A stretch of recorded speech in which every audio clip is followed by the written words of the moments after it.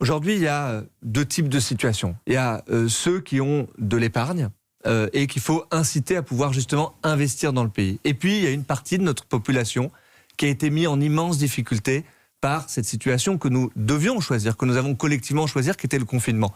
Ceux qui n'ont pas pu mettre leurs enfants à la cantine, par exemple. Eh bien, ceux-là, nous devons continuer à les aider. Et c'est la raison pour laquelle j'ai voulu mettre sur la table cette proposition. Ça concerne combien de millions de personnes ? Les aider directement. Vous savez, nous avons fait une aide exceptionnelle pour tous les bénéficiaires du RSA. Il y a environ 4 millions de personnes dans le pays qu'il fallait aider directement. Je crois que ceux-là, il va falloir continuer. Donc un chèque déconfinement à environ 4 millions de personnes. Le montant, vous savez, si on apportait un chèque de déconfinement d'environ 400 € à 10% de la population française, c'est un investissement de 3 milliards d'euros environ. Et j'utilise ce mot investissement à dessein, parce que je crois que la politique de relance, de reconstruction du pays, elle devra marcher sur les deux jambes.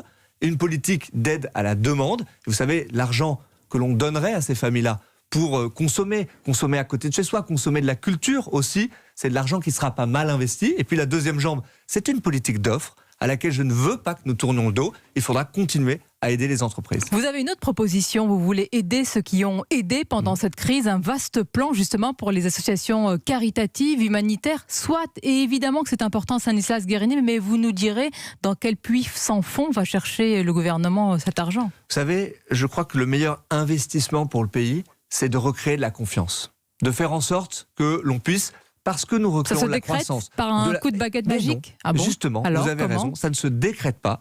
Et donc, il faut faire confiance pour créer de la confiance. Et il y a un certain nombre d'acteurs qui, pendant la crise, ont été en première ligne. N'ont demandé d'ailleurs aucune rétribution particulière, n'ont pas hésité à aller faire tenir notre société debout. Nous parlions tout à l'heure des fractures.